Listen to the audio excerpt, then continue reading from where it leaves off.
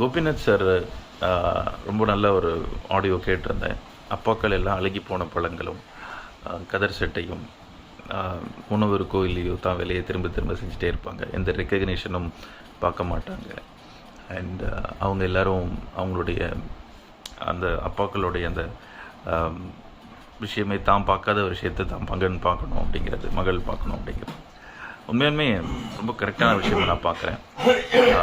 அப்பாக்கள் எல்லாருமே அப்படி தான் இருக்கிறாங்க. ஆனால் ஏன் அந்த ரெஸ்பான்சிபிலிட்டிஸ் அதிகமாக இப்போ வந்து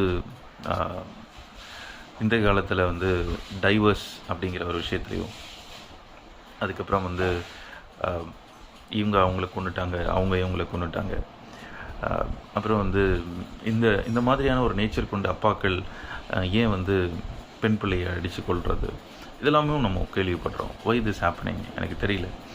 எந்த இடத்துல கோபிநாத் சார் நம்ம வந்து மிஸ் பண்ணிட்டோம்? ஏன் அப்பாக்களுக்கு இந்த மாதிரியான குணங்களும் இருக்குது? அதே மாதிரி தான் அம்மாக்களுக்கும் இப்படியான போற்றி புகழக்கூடிய தாய்மார்களுக்கு, தாய்களுக்கு மத்தியில் இன்றைக்கி வந்து பெற்ற தாயே கணவனை வந்து கொள்வது, பெற்ற தாயே வந்து மகளை கொள்வது, அவர் வந்து தன்னைத்தானே எரிச்சிக்கிறது, ஏன் இதெல்லாம் நடக்குது? என்ன காரணம் எனக்கு தெரியல கோபிநாத் சார். மேபி உங்கள்கிட்ட கேட்டால் அது சரியாக இருக்கும்னு நினைக்கிறேன். நிச்சயமாக உங்களுடைய விஷயம், வேர்ட்ஸ், நாலேஜ் எல்லாம் பெரிய இன்ஸ்பிரேஷன். இந்த கேள்வி என் மைண்டில் ஓடிட்டே இருந்துச்சு. இந்த மாதிரியான நேச்சர் தானே எல்லாருமே இருக்கணும். இப்போ சிங்கம் அப்படின்னா சிங்கத்தில் கூட்டம் எல்லாமே கர்ஜிக்கும், அது என்ன செய்யணுமோ அது செய்யும், இந்த வேலைகள் செய்யும்.